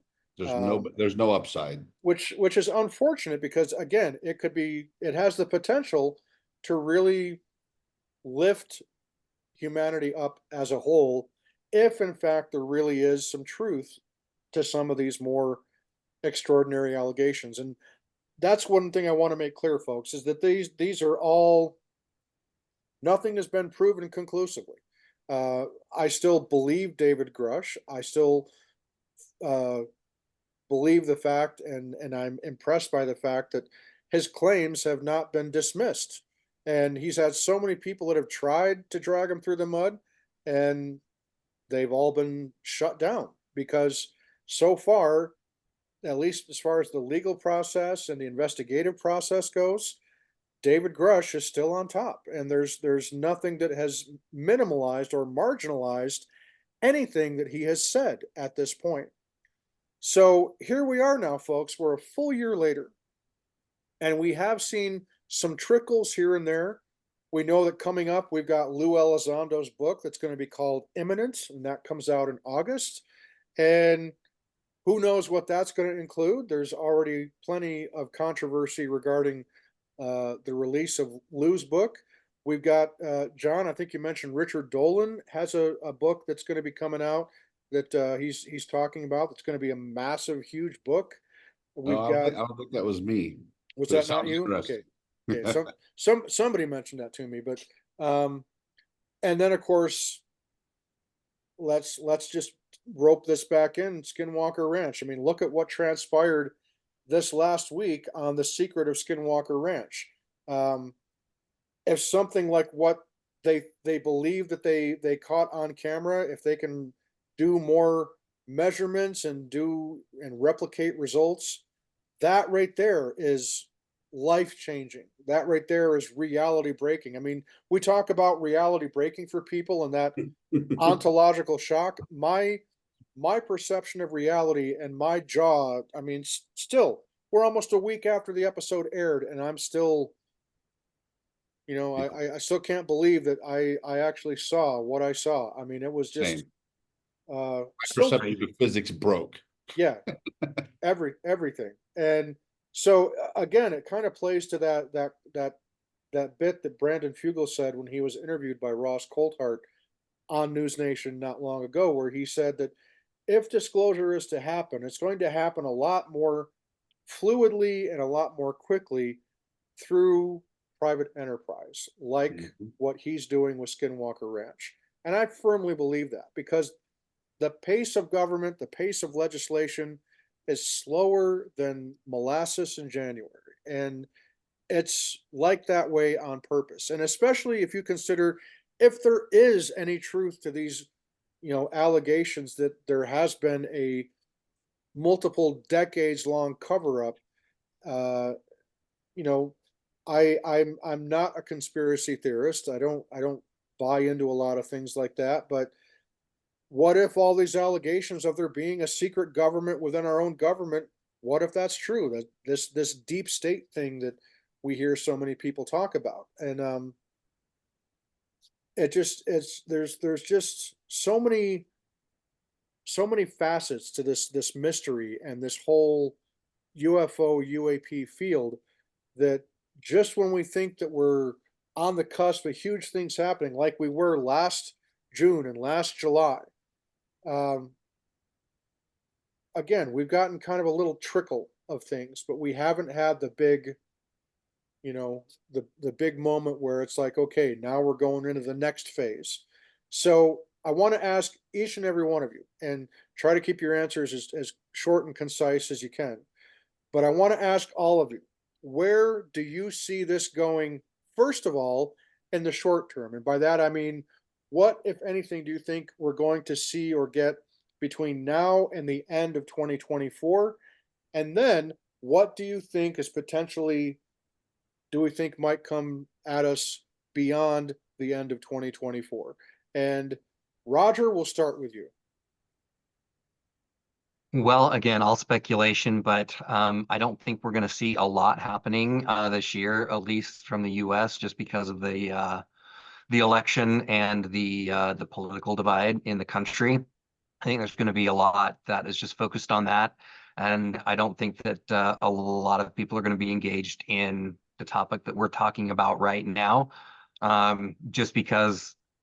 Again, I think, people, as we talked about, either scoring political points or not scoring political points. And, do you want to, step into a realm where people could,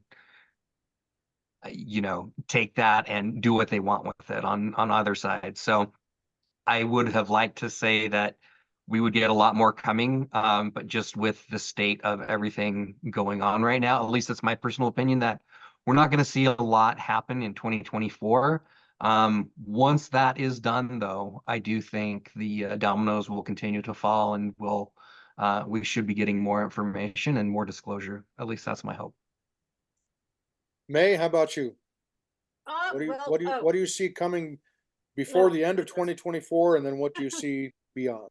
not a whole lot, but I believe it was Miles Molesky that mentioned the Lou Elizondo book, by the way. But I think honestly, when we get to that deadline of having to report, we're going to see minimal stuff. We're going to see very redacted documents, because many of those documents are going to be grandfathered into ongoing research, and that alone will still remain classified. So we're not going to see a lot. It's not going to be any bombshells, and then again, yeah, once the election is decided, then we'll see what happens from there. But yeah, little by John, little. how about you? Yep, basically the same. I don't think we'll get much at all this year. I don't think the October thing is going to pan out. I'm not going to get my hopes up. I'm saying that just in case I'm surprised. I mean, I'm hoping we'll be surprised. Right. I don't think we'll be, but maybe something will come. But yeah, because it's an election season, I don't think much is going to happen this year unless some other event that we haven't even thought about happens, But I do suspect maybe it feels like we're at the cusp of something. Like the ball is moving, the train is picking up speed, to something. It's building up to something. And it kind of does feel like maybe next year, some additional things might be breaking open. It just feels like that's coming.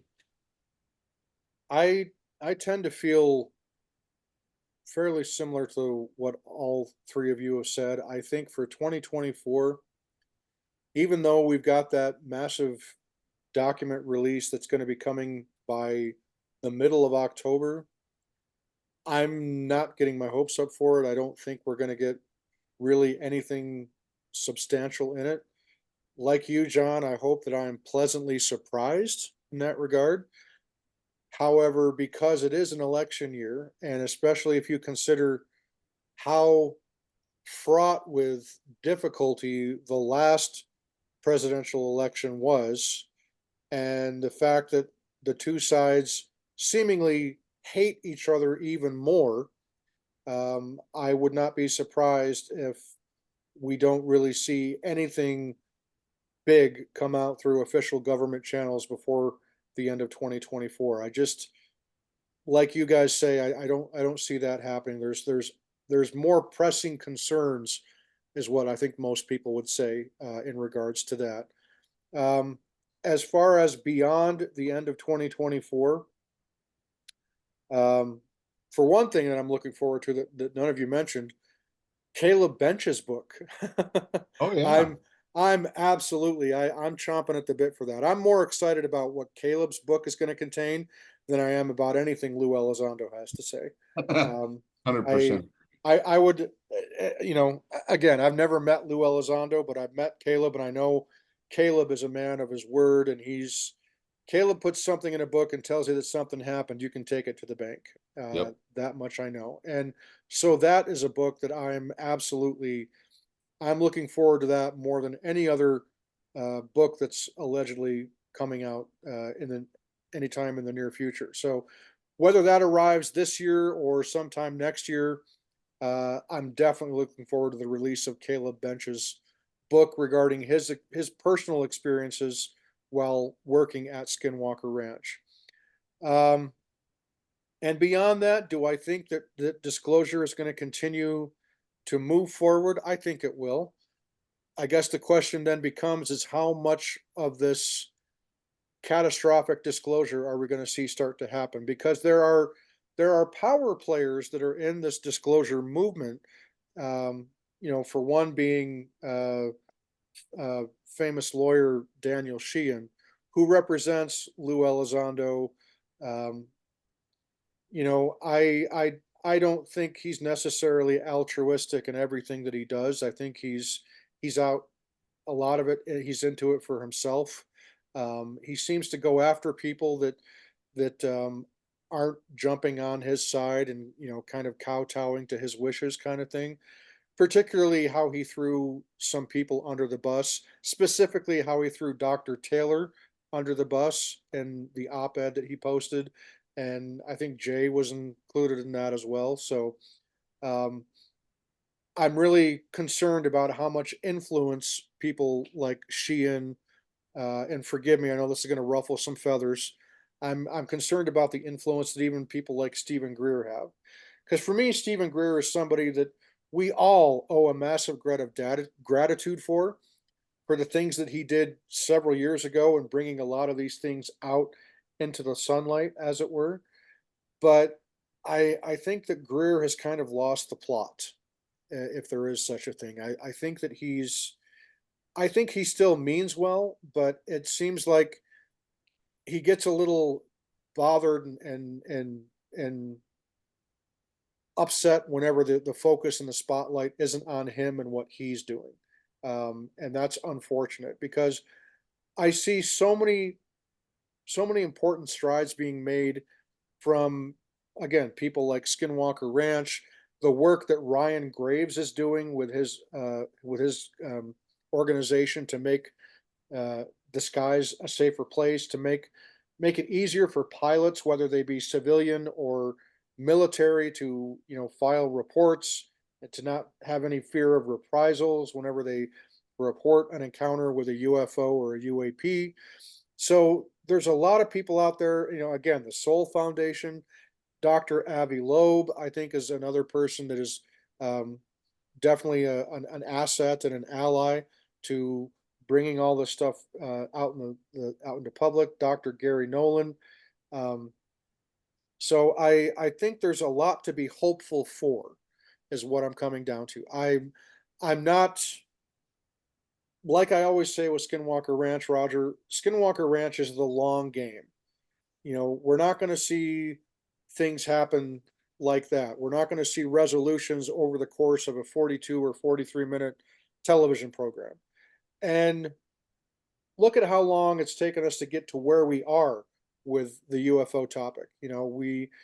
This topic has been around, 80 plus years. And I think there's progress being made. I'm still hopeful that things will still move in a direction like that, but it just may not be coming from sources that some people would be comfortable with. And by that, of course, I mean, organizations like Skinwalker Ranch, the Soul Foundation, the organization that Ryan Graves works with. And I think as long as we have members of the media, particularly podcasters, there's some great folks out there in on Twitter or X that I think do a fantastic job. Dan Warren is one that I think is great. I like the Good Trouble show quite a bit. The guys there. I like what Joe Merja, UFO Joe. Um, I like Joe because he's kind of a no bullshit kind of guy. I'm guessing he's probably might even be a New Yorker or New Jersey kind of guy, just by the way he carries himself. So there's a lot of people out there that are advocates for this that are not people who jump on the alien bandwagon and say that everything is extraterrestrial. They're just people like us that just have a genuine interest, that have an open mind and are willing to, just kind of be there to watch from the sidelines with great interest and great enthusiasm, and that see some modicum of hope and what the future might bring if some of these allegations of extraordinary claims uh, come to light and end up bearing fruit, as they say. So that's how I feel. I feel I'm optimistic, I'm hopeful, but I am not holding my breath on anything because I know how long these things take. And if it happens in my lifetime, great. If not, then my kids are going to live in one heck of a fun time. So I'm excited. I'm optimistic. Is are any of you optimistic, or are you guys kind of ambivalent? And what do you say? May, thumbs up, thumbs down, or Thumbs up. I tend to be more on the optimistic side. I mean, it's ultimately we're not going to have much control over anything that actually is out there. But it's yeah, you've got to believe that there are people who do have other people's interests at heart, and that's what drives what they do or why they do what they do. Like you said, someone who's willing to stand at the sidelines and push things forward for the benefit of other people. Those are the people that give me that hope, because right. they're wanting to share these things with other people for just the pure purpose of making other people aware. So I feel more optimistic. John, how about you? Are you optimistic, or are you? I am optimistic, but I will say, God dang, this is a frustrating field to be interested in. You Right. know, You gotta be crazy. yeah, you just want it. You want answers, and you get little tidbits, and then you think this person's telling the truth, and then later you're like, okay, well, maybe that person's not very trustworthy, but this person seems trustworthy, so I'm going to listen to them. And then you find out, well, no, they're kind of full of it too. And it's or you trust multiple people, but they say conflicting things, and it's you get to a point where you have no idea what to believe. Like if you strip everything back to like, we have all these ideas, it's all speculation. What do we know? We know almost nothing. We other than the fact that we know there's something going on, that's about all we know. We Yeah, really don't know much more than that. that's pretty And accurate. that's really frustrating. And I just feel like, yeah, I'm optimistic. I'm worried we'll continue to be disappointed. But like I said before, it does kind of feel a little different now. Like there's some momentum building that hasn't been around in the past. Like, the UFO field is now, it's public. I mean, we're having congressional hearings about it. There's legislation being sponsored to, being put forth to make some headway on these issues. That's Yeah, historic. So I don't know. I think something's going to happen. I don't know. Trying not to get my hopes up. fair enough. Roger, how about you? I would say I'm cautiously optimistic too. Yeah, we don't have a lot of information. We have, of course, a lot of speculation. We have a lot of people that have said and, made a lot of astonishing claims. And so it's an exciting time to be in for sure. I think avenues and disclosure, again, are opening up more to the general public. It's being more well received by the general public. And so I think if we are patient, we'll continue to get at least some of those breadcrumbs. And I will say that it's incumbent upon all of us to do our due diligence and to really dive into what is being said and research that, and make really have. I love that we all have different opinions on things, and that as more information becomes readily available, I think it'll be in our best interest to discuss, and what we like about it, what we don't like about it. But yeah, I'll stop there and just say, yeah, cautiously optimistic, looking forward to it. Absolutely. Well, there you have it, folks. Thank you for joining us for this awesome conversation that we've had today. And I guess I'll close by asking just one more question of each of you. Is do you guys view David Grusch as a hero or otherwise? John, we'll start with you. Absolutely. Yep. I think once this is all done, history will view him favorably. I think what he's done is heroic, to come out and take a lot of bullets for, to get this information out there. He took a chance. This was a big risk, and he's taken a lot of heat for it. And yeah, I think he'll be viewed favorably. Mae, is David Grusch a hero or a zero?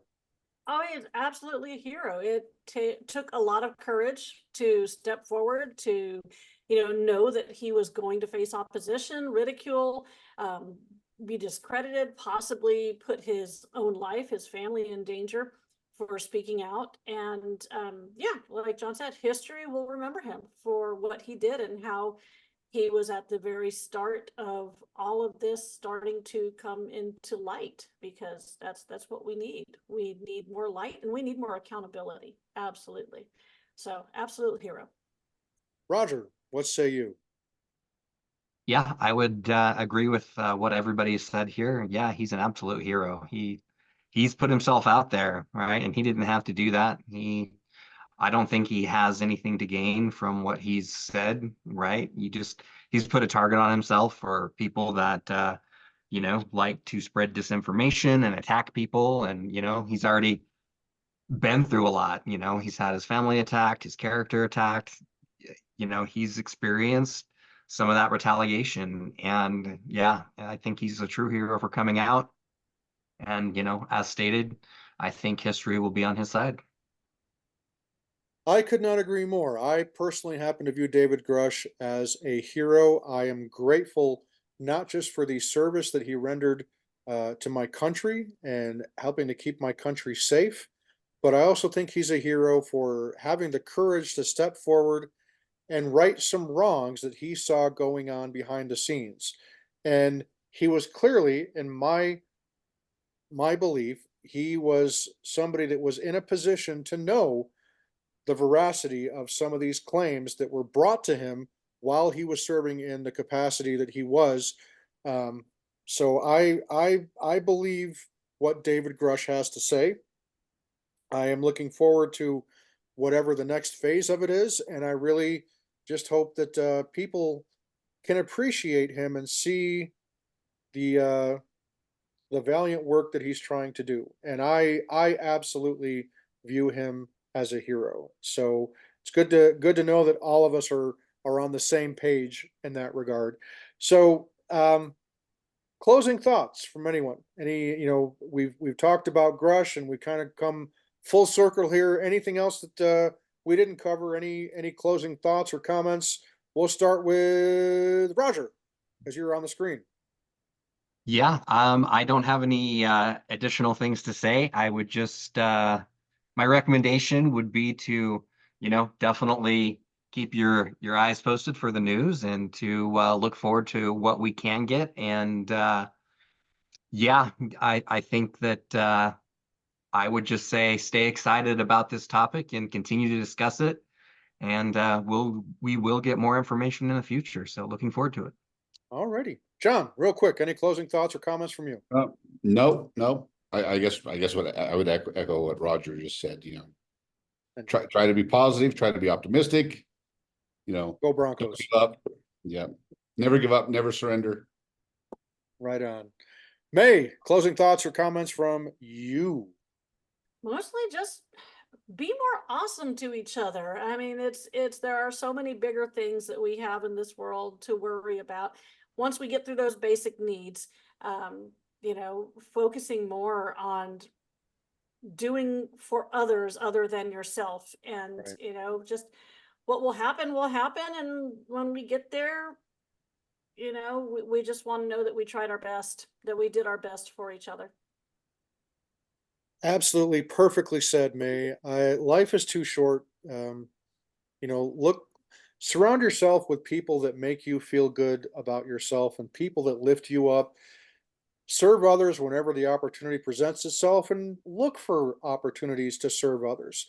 Doesn't have to be in a big way, just simply sometimes just smiling and saying hello to somebody. You never know how big of an impact that can have on someone. And regardless of what happens to end up being true in any of this UAP, UFO stuff, it still behooves us to try to be better human beings all around, to be more kind, to be more compassionate, to be more charitable, and to be more patient with each other. And like I've said before, don't let partisanship split you apart from your neighbors, your family, your friends. I get it that we're in an election cycle and it's such an ugly, ugly business, politics. And again, it doesn't matter what side you reside on, because we are all still inhabitants of this beautiful blue planet that we call Earth, and we are all human beings. And we need to inject more kindness and just more goodness in the world. I believe that what you put out into the world comes back to you. And if you're putting nothing but division and, just making fun of people that don't think the same as you, that don't have the same political viewpoint, the same views on the world, whatever the case may be, tastes in music, well, that's understandable. But you get what I'm saying, folks. Just try to make your world a little better than it was yesterday. Try to be better than you were yesterday, and try to be better than the things that anger you. That's the real challenge, is try to be better than the things that make you angry. And when you feel that need to lash out and to be angry or to be impatient, just remember how short and how fragile life really truly is. And so that's why I have hope, is because all these three people that joined us in this chat today are just perfect examples, shining examples of the goodness that's in the world. I think the world of all three of you, you guys are just awesome. And again, John's a Broncos fan. You know, by any accounts, we should not get along with each other. I know it. If we But can get along, there's hope for the Democrats and Republicans. that's right. This is proof. And you do have excellent taste in music, sir. So There's that. there is that. So see, folks, there's always something good to see in people if you just simply take the time to look and notice the world and the people around you that are in that world. And with that, folks, thank you for watching today. And if you like what you saw and heard, then check out that subscribe button down there somewhere so that you'll be notified anytime Roger and I have new content. And Mae and John, we will definitely bring you back on. In fact, I think maybe toward the end of the year, we should do another one of these just to kind of see if any of our predictions, like about October and stuff, come true. And of course, John, you're going to be joining Roger and I at Phenomicon this year. We cannot wait to see you. And Oh, yeah. we're going to have a good time at Phenomicon. And there's a lot of reason to be happy and joyful, despite how dark and gloomy the world is around us. And I'm just grateful to all three of you and to so many people that we're blessed to know that add a little bit more of that sunlight and joy into my world and Roger's world as well. So thank you, folks, and we will see you next time right here on the Soul of the Unexplained. See ya.